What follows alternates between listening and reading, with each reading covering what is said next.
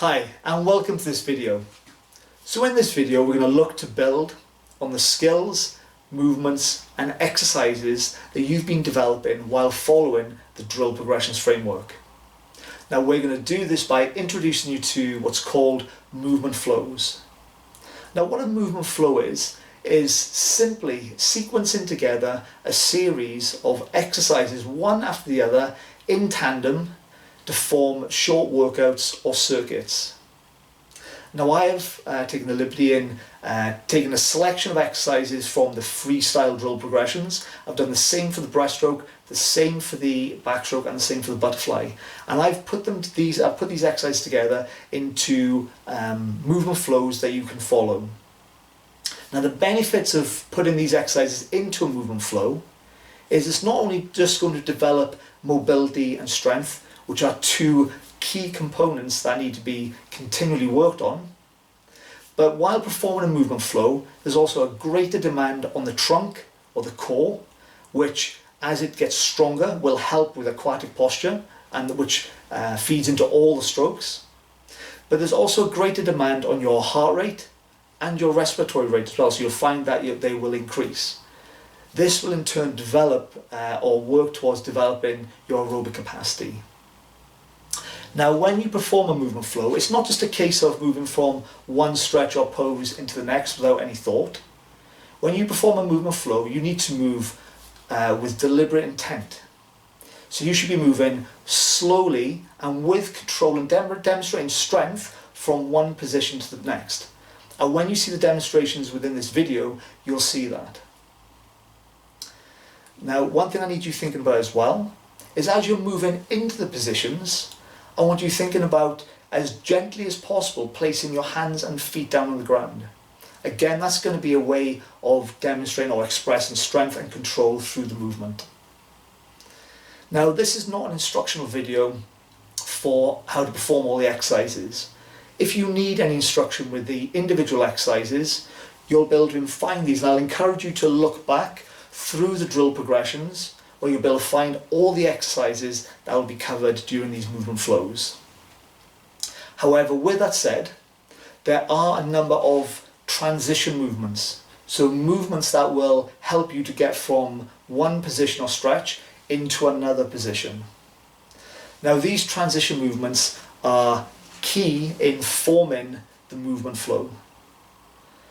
Just like within each position, I'm asking you to demonstrate control and strength. As you transition from one pose to the next, you have to do it in exactly the same way. So there are a few key positions that we'll come across during these videos. One will be what's called the spinal roll, and that is a standing position that will take you from standing to either just being bent forward or hinged over, or it will take you all the way down to the ground into a kneeling position. There will also be another key position which will take you from being on all fours and will transition you through into a low lunge position, which will be a starting point to bring you back upright. An example of that would be going from a downward dog and moving through into a low lunge, a lizard pose or a Spider-Man position. Now, the skill of performing these transition movements is in the small details. And as an example, when performing the spinal roll, you'll notice in the video, if you look carefully, you'll see me performing the spinal roll by, first of all, initiating the movement by tucking the chin into my chest. And what the intention is during the spinal roll is to uncurl the spine, one vertebrae at a time, moving all the way down. You can almost visualize this as imagine it's like a zip, and I'm undoing the zip, and each catch which is undoing, that is my vertebrae undoing as I'm curling down. Now the importance behind performing the transition movements like this will help at improving not only your aquatic posture within your strokes, but will be key in helping to improve your movement during your underwater phases. So for example, when you're doing your underwater kick and you need to articulate or you need to move your spine in almost like a fish-like fashion, well, in order for you to be able to move or articulate your spine in that way, it requires you to have a lot of thought and control about not just moving large portions of the spine, but it's about thinking about being able to articulate the smaller parts. So you'll notice while I demonstrate the transition movements that I'm always trying to curve my spine, or I'm trying to articulate my spine through the movement.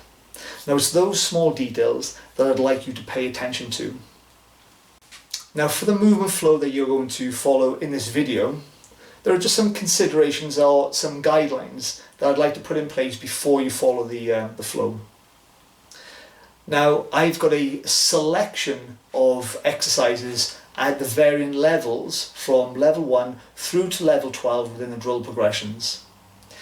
If I'm demonstrating a movement which is at level 12 and you're not yet comfortably completing that movement, then you can find a regression for that movement within the levels. So for example, if I'm demonstrating a revolved downward dog, which is a downward dog with a twist, and which is quite an advanced movement and it's in level 12 and a couple of the strokes, if I'm demonstrating that movement and you're not able to complete it, then follow one of the lower progressions. So that would be, as an example, just a simple downward dog or a downward dog with knees bent, and that would take you all the way down to maybe 2s and level 3s. So that's your first consideration.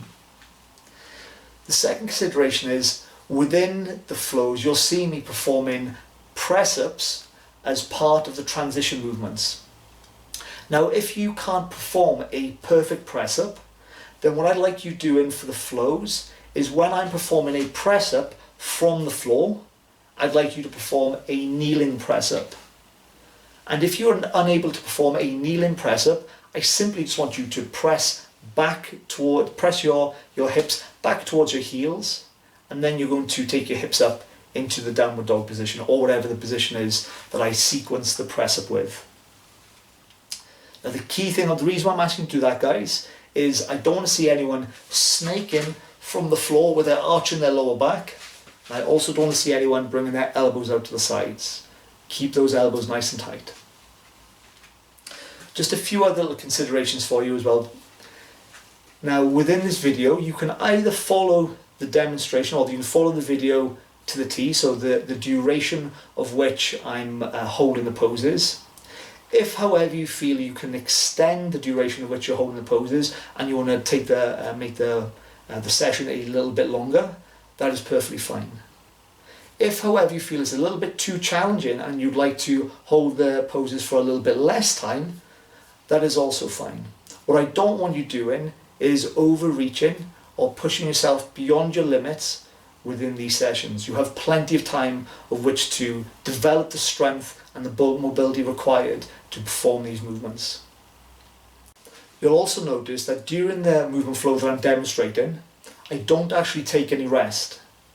Now that doesn't mean to say that you have to do the same thing. If you want to move through the movement flow just as I do without any rest, that's perfectly fine. If you want to rest every 30 seconds, that is also fine. I want you to make sure that you are working within your limits. Okay guys, so that's enough from me. I want you to get into the movement flow now and enjoy it.